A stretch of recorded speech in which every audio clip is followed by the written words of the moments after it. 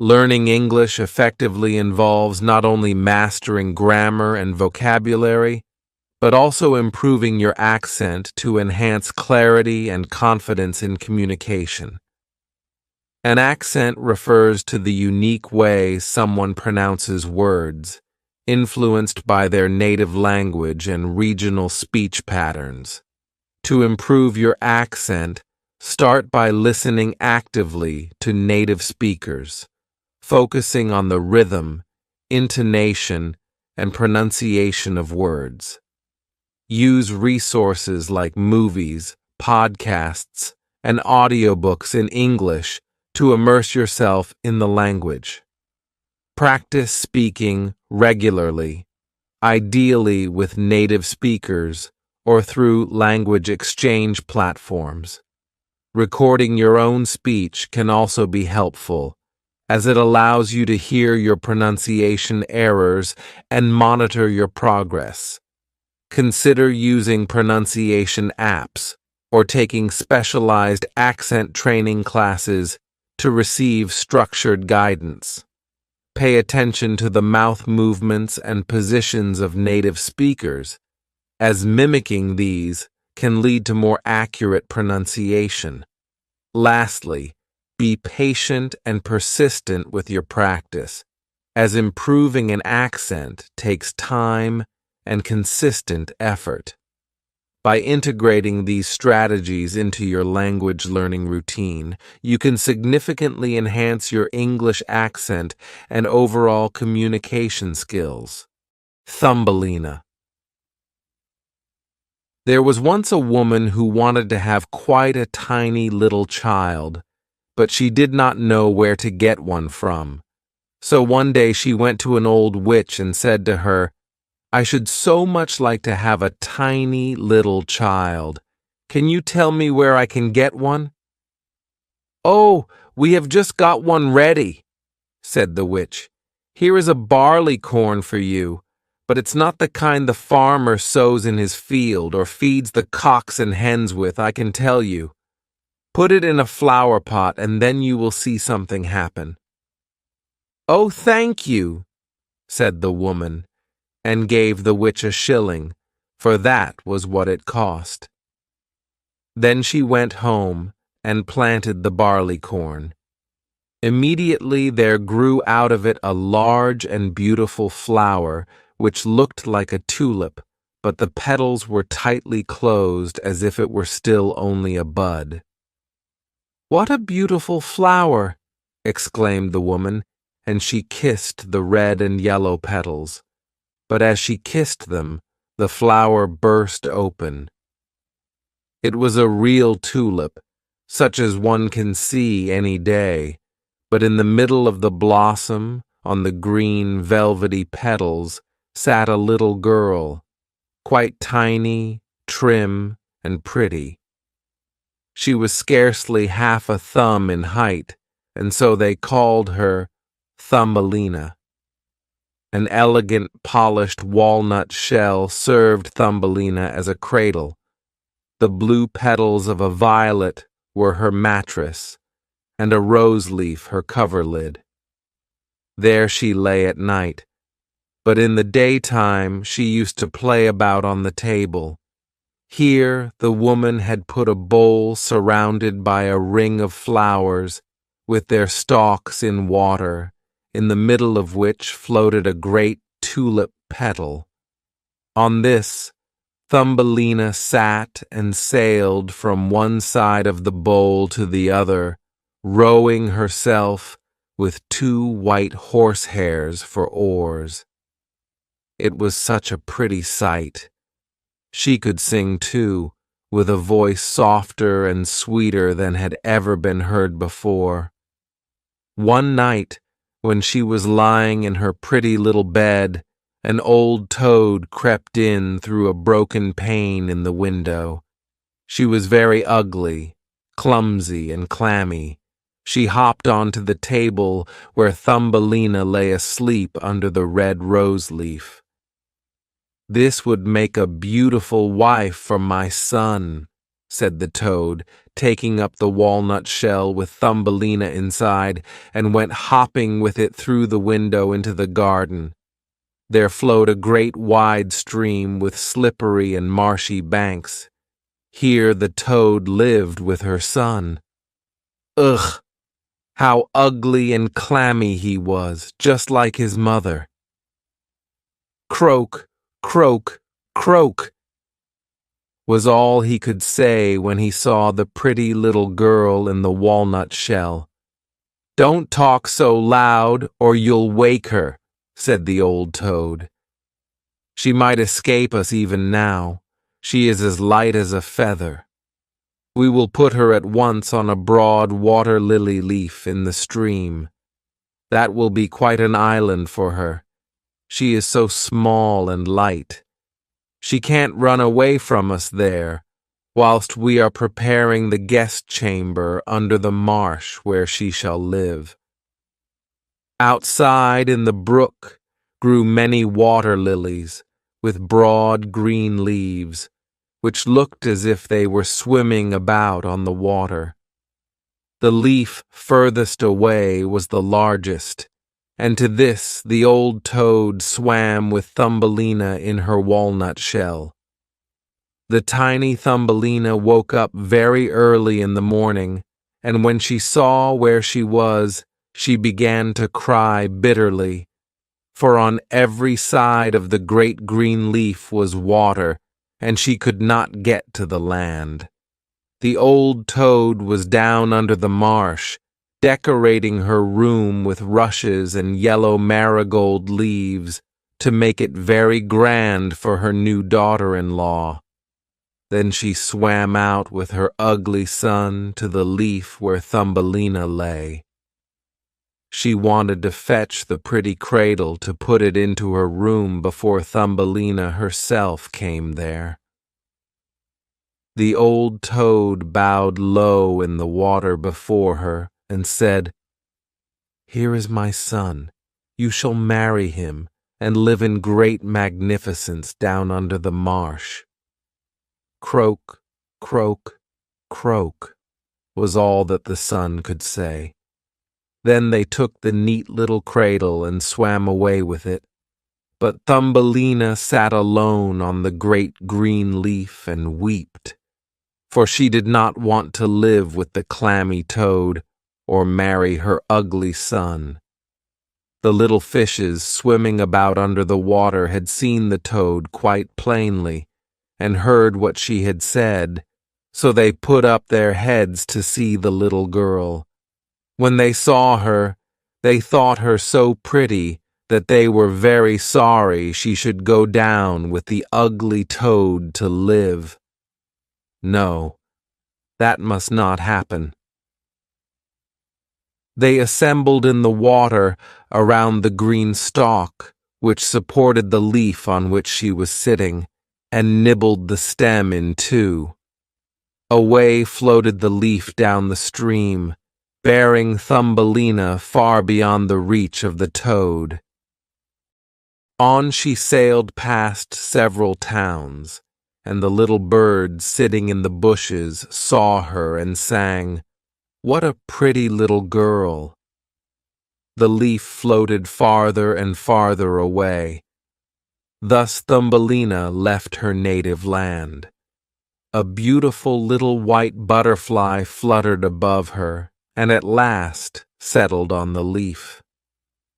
Thumbelina pleased him, and she too was delighted, for now the toads could not reach her, and it was so beautiful where she was traveling. The sun shone on the water and made it sparkle like the brightest silver. She took off her sash and tied one end around the butterfly. The other end she fastened to the leaf, so that now it glided along with her faster than ever. A great chaffinch came flying past. He caught sight of Thumbelina, and in a moment had put his arms around her slender waist, and had flown off with her to a tree. The green leaf floated away down the stream, and the butterfly with it, for he was fastened to the leaf and could not get loose from it. Oh dear, how terrified poor little Thumbelina was when the chaffinch flew off with her to the tree. But she was especially distressed on the beautiful white butterfly's account, as she had tied him fast, so that if he could not get away, he must starve to death. But the chaffinch did not trouble himself about that. He sat down with her on a large green leaf, gave her the honey out of the flowers to eat, and told her that she was very pretty, although she wasn't in the least like a chaffinch. Later on, all the other chaffinches who lived in the same tree came to pay calls.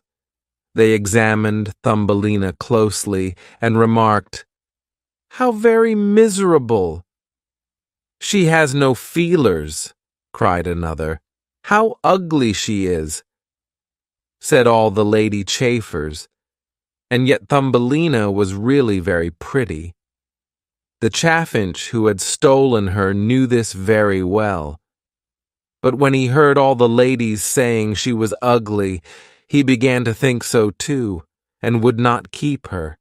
She might go wherever she liked. So he flew down from the tree with her and put her on a daisy.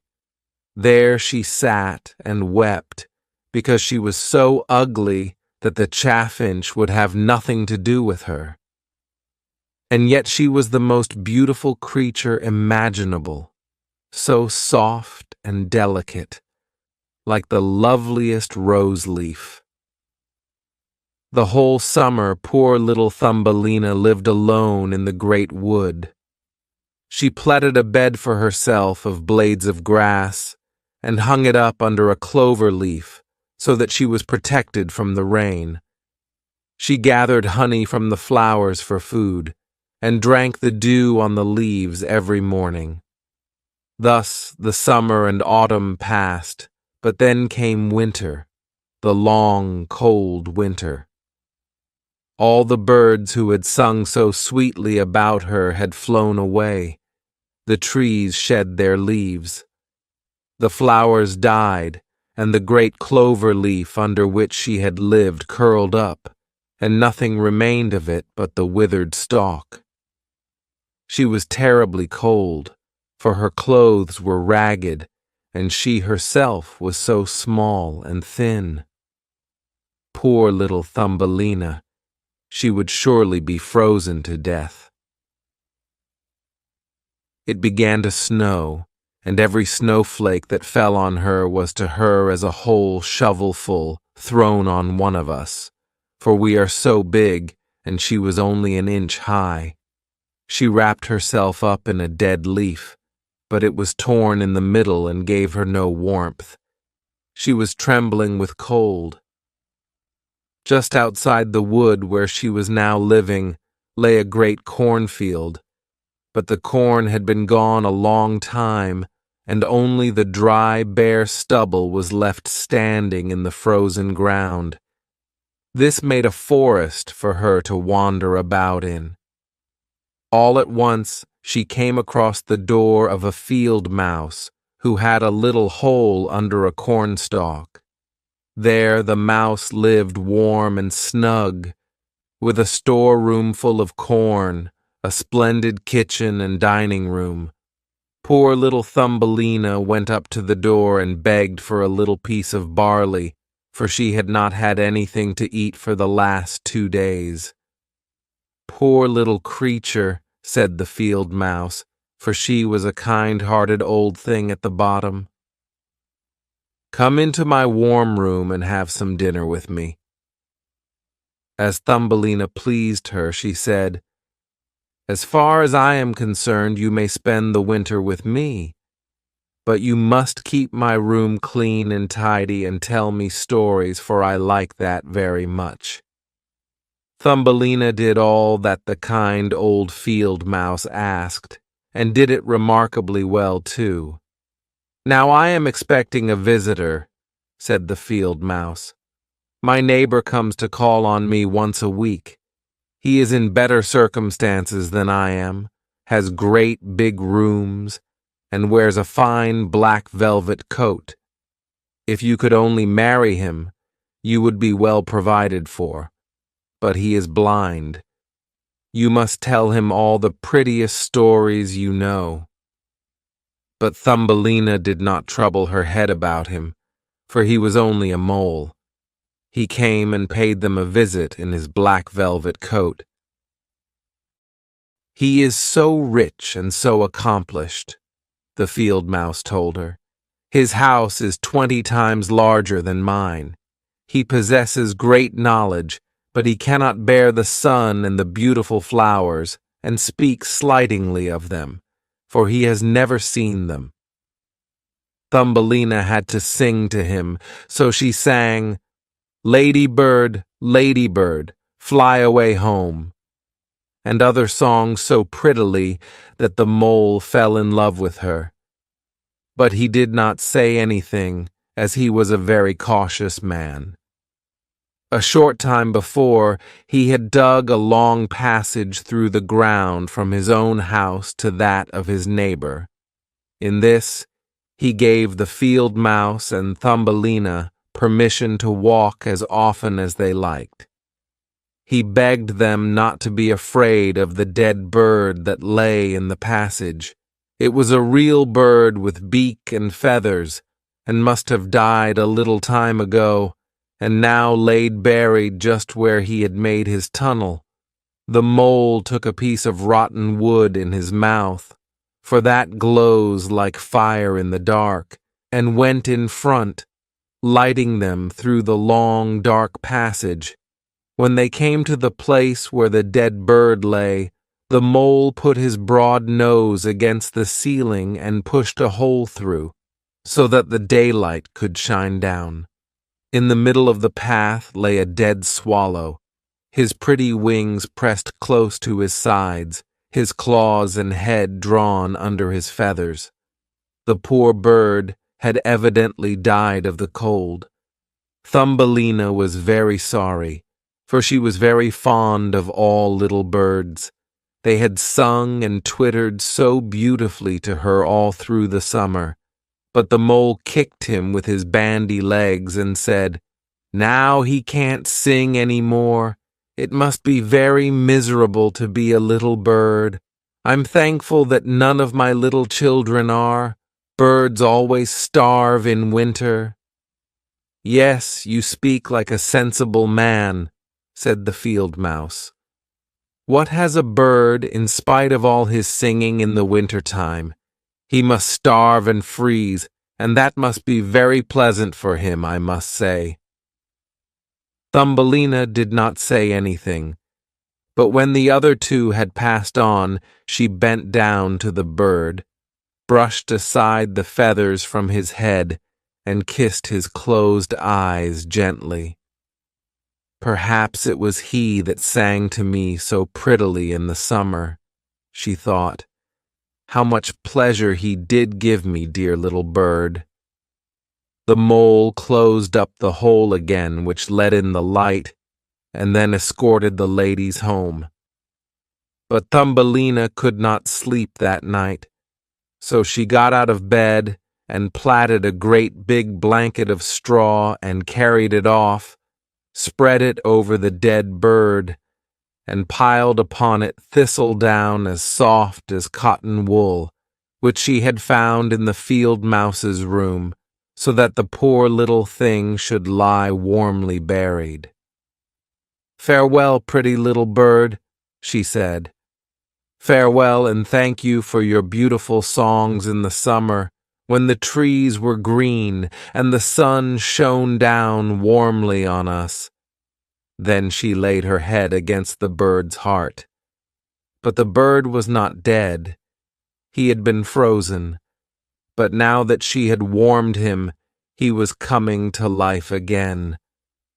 In autumn, the swallows fly away to foreign lands, but there are some who are late in starting, and then they get so cold that they drop down as if dead, and the snow comes and covers them over. Thumbelina trembled. She was so frightened, for the bird was very large in comparison with herself, only an inch high. But she took courage, piled up the down more closely over the poor swallow, fetched her own coverlid and laid it over his head. Next night she crept out again to him. There he was alive, but very weak. He could only open his eyes for a moment to look at Thumbelina, who was standing in front of him with a piece of rotten wood in her hand, for she had no other lantern. "Thank you, pretty little child," said the swallow to her. "I am so beautifully warm. Soon I shall regain my strength, and then I shall be able to fly out again into the warm sunshine." "Oh," she said, "it is very cold outside. It is snowing and freezing. Stay in your warm bed. I will take care of you." Then she brought him water in a petal, which he drank, after which he related to her how he had torn one of his wings on a bramble, so that he could not fly as fast as the other swallows, who had flown far away to warmer lands. So, at last, he had dropped down exhausted, and then he could remember no more. The whole winter he remained down there, and Thumbelina looked after him and nursed him tenderly. Neither the mole nor the field mouse learned anything of this, for they could not bear the poor swallow. When the spring came, and the sun warmed the earth again, the swallow said farewell to Thumbelina, who opened the hole in the roof for him which the mole had made. The sun shone brightly down upon her, and the swallow asked her if she would go with him. She could sit upon his back. Thumbelina wanted very much to fly far away into the green wood, but she knew that the old field mouse would be sad if she ran away. "No, I mustn't come," she said. "Farewell, dear good little girl," said the swallow, and flew off into the sunshine. Thumbelina gazed after him with the tears standing in her eyes, for she was very fond of the swallow. "Tweet, tweet," sang the bird, and flew into the green wood. Thumbelina was very unhappy. She was not allowed to go out into the warm sunshine. The corn, which had been sowed in the field over the field mouse's home, grew up high into the air and made a thick forest for the poor little girl, who was only an inch high. "Now you are to be a bride, Thumbelina," said the field mouse, "for our neighbor has proposed to you. What a piece of fortune for a poor child like you! Now you must set to work at your linen for your dowry, for nothing must be lacking if you are to become the wife of our neighbor, the mole." Thumbelina had to spin all day long, and every evening the mole visited her, and told her that when the summer was over, the sun would not shine so hot. Now it was burning the earth as hard as a stone. Yes, when the summer had passed, they would keep the wedding. But she was not at all pleased about it, for she did not like the stupid mole. Every morning when the sun was rising, and every evening when it was setting, she would steal out of the house door, and when the breeze parted the ears of corn so that she could see the blue sky through them. She thought how bright and beautiful it must be outside, and longed to see her dear swallow again. But he never came. No doubt he had flown away far into the great green wood. By the autumn, Thumbelina had finished the dowry. "In 4 weeks you will be married," said the field mouse. "Don't be obstinate, or I shall bite you with my sharp white teeth. You will get a fine husband. The king himself has not such a velvet coat. His storeroom and cellar are full, and you should be thankful for that." Well, the wedding day arrived. The mole had come to fetch Thumbelina to live with him deep down under the ground, never to come out into the warm sun again, for that was what he didn't like. The poor little girl was very sad, for now she must say goodbye to the beautiful sun. "Farewell, bright sun," she cried, stretching out her arms towards it and taking another step outside the house. For now the corn had been reaped, and only the dry stubble was left standing.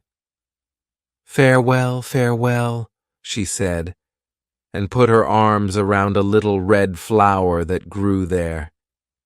"Give my love to the dear swallow when you see him." "Tweet, tweet," sounded in her ear all at once. She looked up. There was the swallow flying past. As soon as he saw Thumbelina, he was very glad. She told him how unwilling she was to marry the ugly mole, as then she had to live underground where the sun never shone, and she could not help bursting into tears.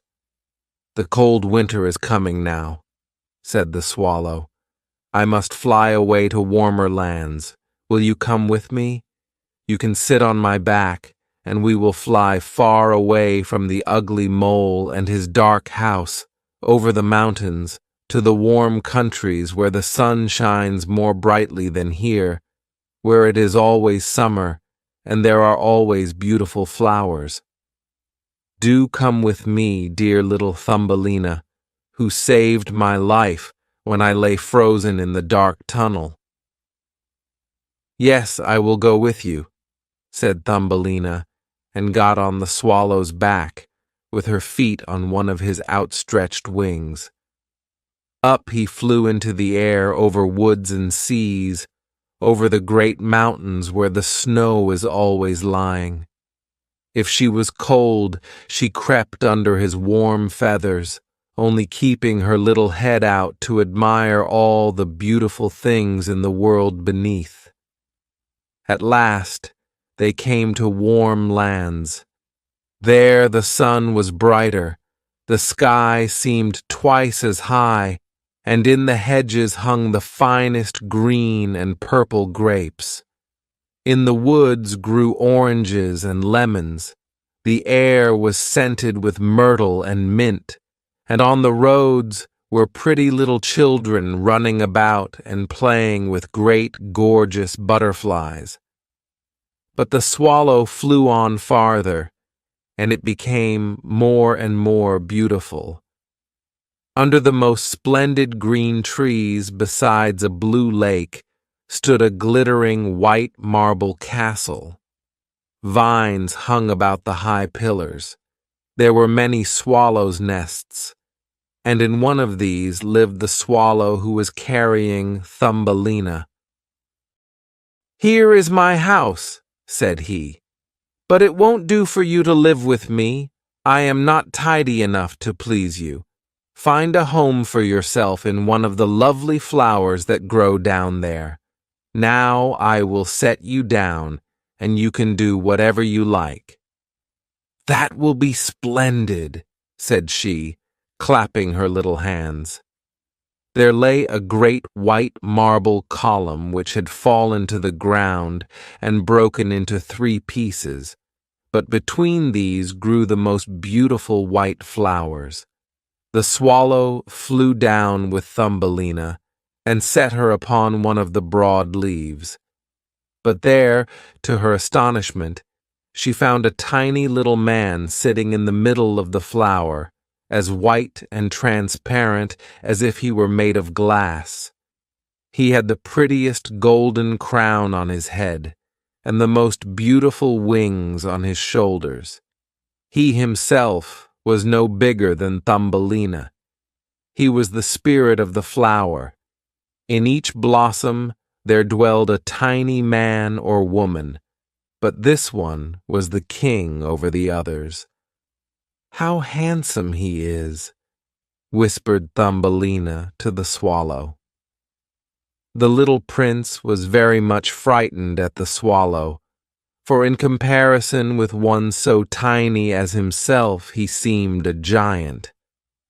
But when he saw Thumbelina, he was delighted, for she was the most beautiful girl he had ever seen. So he took his golden crown from off his head and put it on hers, asking her name, and if she would be his wife, then she would be queen of all the flowers. Yes. He was a different kind of husband to the son of the toad and the mole with the black velvet coat. So she said yes to the noble prince. Out of each flower came a lady and gentleman, each so tiny and pretty that it was a pleasure to see them. Each brought Thumbelina a present, but the best of all was a beautiful pair of wings which were fastened onto her back, and now she too could fly from flower to flower. They all wished her joy, and the swallow sat above in his nest and sang the wedding march, and that he did as well as he could. But he was sad, because he was very fond of Thumbelina, and did not want to be separated from her. "You shall not be called Thumbelina," said the spirit of the flower to her. "That is an ugly name, and you are much too pretty for that. We will call you May Blossom." "Farewell, farewell," said the little swallow with a heavy heart, and flew away to farther lands, far, far away, right back to Denmark. There he had a little nest above a window where his wife lived, who can tell fairy stories. "Tweet, tweet," he sang to her, and that is the way we learned the whole story.